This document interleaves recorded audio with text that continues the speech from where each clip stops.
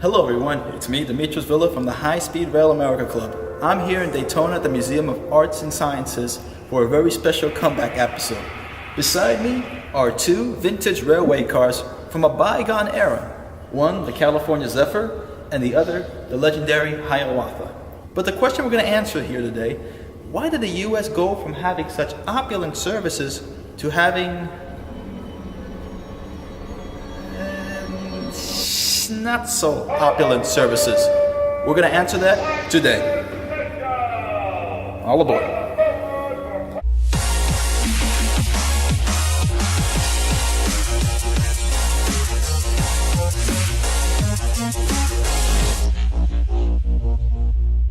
Here we are inside the Root Family Museum, which holds a massive collection of Americana memorabilia, especially Coke bottles.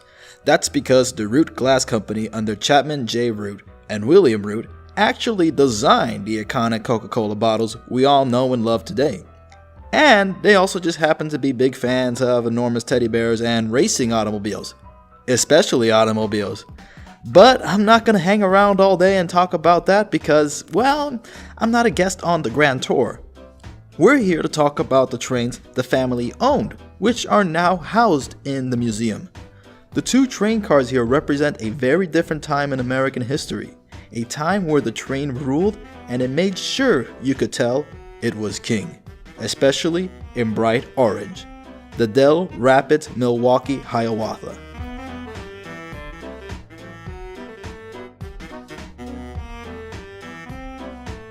This is the only one of the original 6 cars still remaining and in restored condition.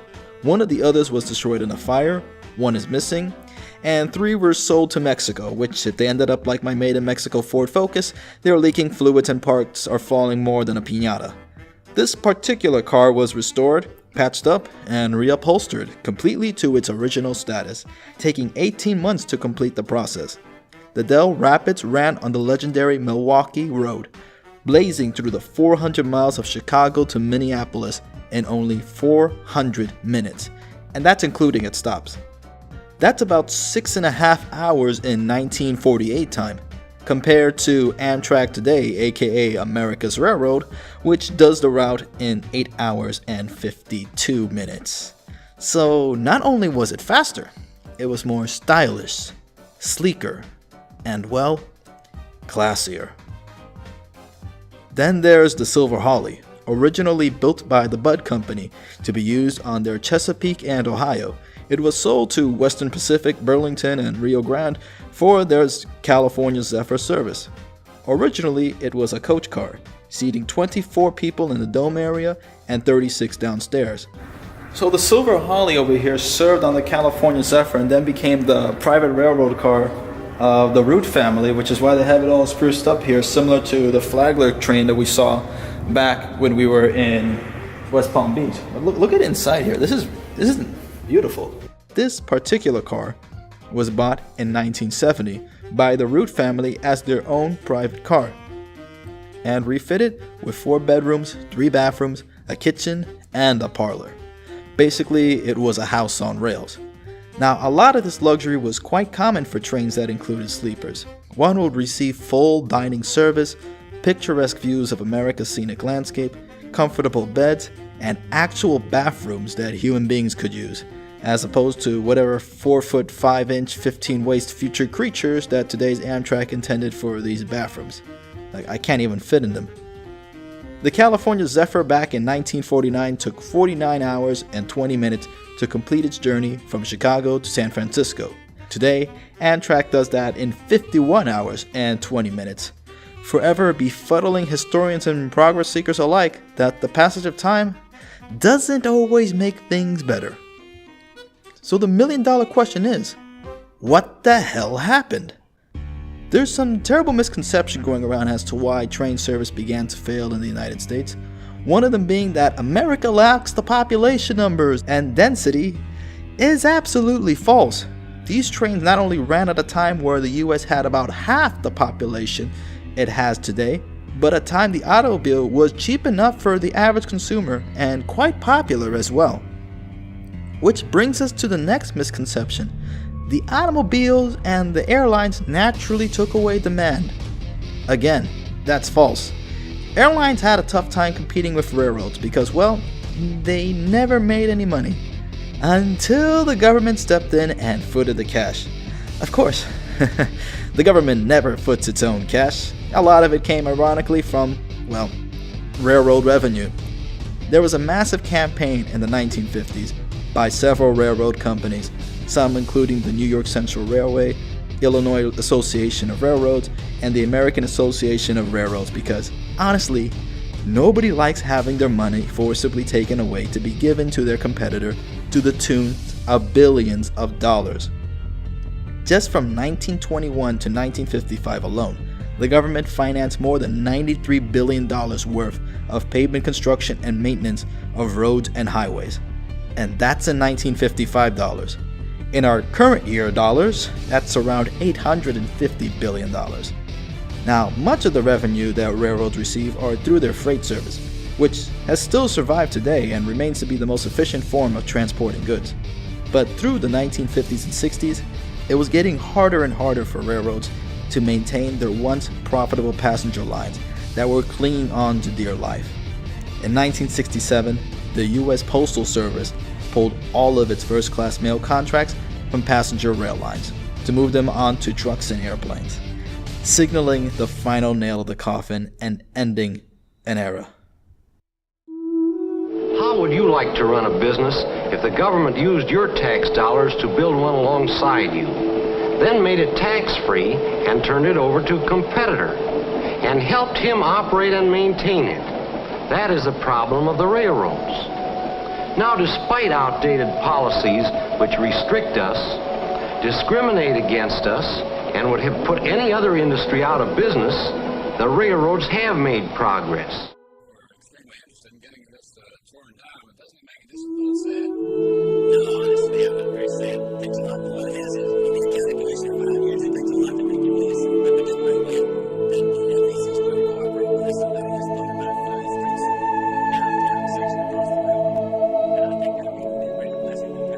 As a private business, the railroads welded a continent into a nation, helped little shops become large factories, small towns become cities, linked every community with every other community. The welfare of other businesses and the welfare of the nation's people have and always will depend heavily upon the railroads continuing to operate as a private business, continuing to advance, continuing with these advances and as private businesses to help keep the nation prosperous in times of peace, strong in times of emergency. Under a free and enterprising system of business operation, the railroads can serve you best at this moment and as they work on through every moment of every day and night. So think about it. The US government has spent an enormous amount of money, much of it coming from railroad companies, to build competitors. It still spends billions of dollars a year to upkeep roads. In 2007, we spent over $146 billion for the upkeep and construction of roads, according to the Congressional Budget Office. A lot of this data isn't even readily accessible or public either. It took WikiLeaks to find out that the government subsidized airlines with $155 billion from 1918 to 1998, with claims that there are subsidies that are going also to foreign airlines such as Emirates, Qatar, and Etihad. And it's not just our tax money alone. Roads alone cost $124 billion a year in traffic congestion, a staggering reported $871 billion a year in crashes, and over 40,000 deaths per year. Why? Well, I'll just drop this red pill over here if you're ready to come down the rabbit hole. Back in 1939, General Motors unveiled its Futurama exhibit, a supposedly utopian vision of society ruled by the automobile, massive roads, and outstretched suburbs, and even automated highway systems. So less like the cartoon series and more like the dystopia we're living in today. Between 1938 and 1950, GM and other companies began to take over and buy out rail transit companies in the US to replace them with buses, in which there were mixed convictions on whether or not it was a conspiracy to monopolize transit, but the results remain the same. And of course, when you're General Motors and you're down on your luck, you can always borrow money from your best buds in the federal government to the tune of $50 billion. $11 billion of it we the taxpayers lost in aggregate. One of the first decisions that I made as president was to save the U.S. auto industry from collapse. Meanwhile, Amtrak doesn't even get peanuts. No, seriously, they're taking away dining service on many long-haul trains. The decline of U.S. passenger service, of course, has been exclusive to the United States and Canada. Elsewhere in the world, it's been a very different story. Take Europe, for example, which has a myriad of different companies, both private and state-owned, operating trains that exceed 200 miles an hour. Many of our members in the High Speed Rail America Club have praised how advanced and modern these trains in Europe are, with comfortable seating, modern ticketing systems, and of course, full-course meals. And then there's Japan, which takes everything to perfection and one step forward when possible. Apart from the regular bullet train services, which has first-class reclining seats and even foot spas, a new luxury cruise train known as the Shimishika has full rooms, lounges, dining room, and even a fireplace. If it hasn't been apparent enough in this channel, everybody else is ahead and we're far behind when it comes to infrastructure reform. But it can, and it is being fixed. There is a growing market for rail travel in America, and that market is about to boom with the new Brightline service coming in South Florida, which will finally bring America's first modern express train. Amtrak service in the Northeast still serves more customers than airliners between Washington, D.C. and Boston. Texas is working closely with Central Japan Railways to bring the 205-mile-an-hour bullet train service between Dallas and Houston. And California is currently constructing their own bullet train system. Will this new era finally be the triumphant beginning of passenger rail service's true return to the US? Hopefully, the glory of what America was able to accomplish as once the leader in infrastructure with its rail system being the face of it is about to set itself on track again. We hope you all enjoyed this episode. Be sure to subscribe to the High Speed Rail America Club to get on board the Railvolution. Join our Facebook group to connect with our other members from around the world, and pledge to our Patreon to contribute to future episodes and support our advocacy and research. Until next time. Milwaukee Road, traveling across the countryside. My oh my, what a wonderful ride when you hear that diner call. An invitation to you all. Wheels are clicking on the track, they'll take you there, bring you safely back on the old Milwaukee Road. On the old Milwaukee Road, all aboard, on the old Milwaukee Road. Especially automobiles. But I'm not going to hang around all day and talk about that because, well, I'm not a guest on the Grand Tour. We're here to talk about the trains the family owned, which are now housed in the museum. The two train cars here represent a very different time in American history, a time where the train ruled and it made sure you could tell it was king. Here we are inside the Root Family Museum, which holds a massive collection of Americana memorabilia, especially Coke bottles. That's because the Root Glass Company under Chapman J. Root and William Root actually designed the iconic Coca-Cola bottles we all know and love today. And they also just happen to be big fans of enormous teddy bears and racing automobiles, especially in bright orange, the Dell Rapids Milwaukee Hiawatha.